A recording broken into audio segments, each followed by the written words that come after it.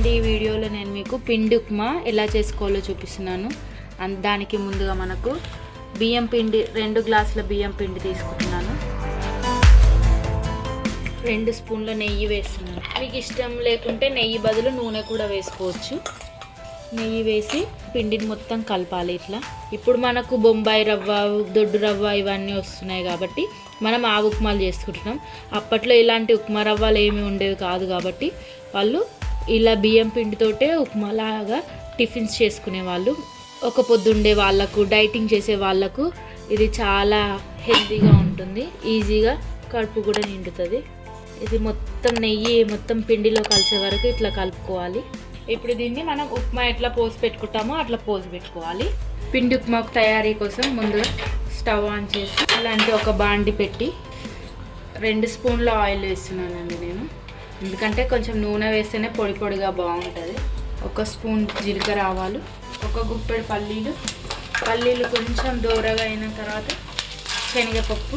ఇప్పుడు ఇందులో 4 పచ్చిమిర్చిని సన్నగా కట్ చేసుకొని వేసుకోవాలి. దీంట్లోనే 2 ఎండుమిరపకాయలను 2 ముక్కలుగా చేసుకొని వేసుకోవాలి. ఇప్పుడు ఇందులో మినపప్పు వేసుకుందాం.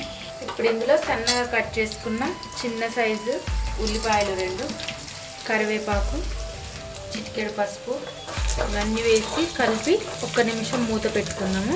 ఇప్పుడు మూత తీసి చూద్దాం. చూడండి, పోపు ఉమ్మగిలింది, దమ్ముకైంది. ఇప్పుడు దీంట్లో మనం ఏ గ్లాస్తో అయితే పిండి తీసుకున్నామో అదే గ్లాస్తో 1 గ్లాస్కి 3/4 కప్పు నీళ్లు తీసుకొని పోసుకుందాం.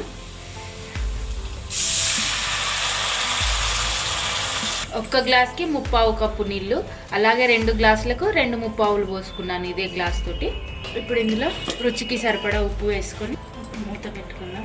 ఇప్పుడు మూత తీసి చూద్దాం. ఎసరు మసిలింది. ఇప్పుడు దీంట్లో మనం ముందుగా నెయ్యి కలిపి పెట్టుకున్న పిండిని కొద్దిగా పోసుకుంటూ కలుపుకుందాం. ఇది బాగా కలుపుకోవాలండి. కలుపుకునేటప్పుడు కొంచెం కష్టం, ఎందుకంటే ఇది రవ్వగా అవ్వడం కోసం మనం కలుపుతూనే ఉండాలి. లేదంటే అక్కడక్కడ ఉండలుగా పిండిగా ఉండిపోతుంది. కాబట్టి ఇది రవ్వగా అయ్యే వరకు కలుపుతూనే ఉండాలి. చూడండి ఎట్లా రవ్వలాగా అయిపోయిందో పిండి మొత్తం. ఇప్పుడు దీన్ని 1-2 నిమిషాలు మూత పెట్టుకొని దమ్ము పెట్టుకుందాం. అయిపోతుంది. వేడి పిండి ఉప్మా రెడీ అయిపోయింది.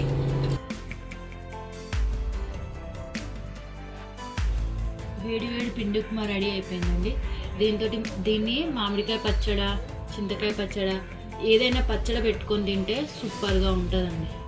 వెరీ హెల్దీ అండ్ టేస్టీ పిండి ఉప్మా రెడీ అయిపోయింది.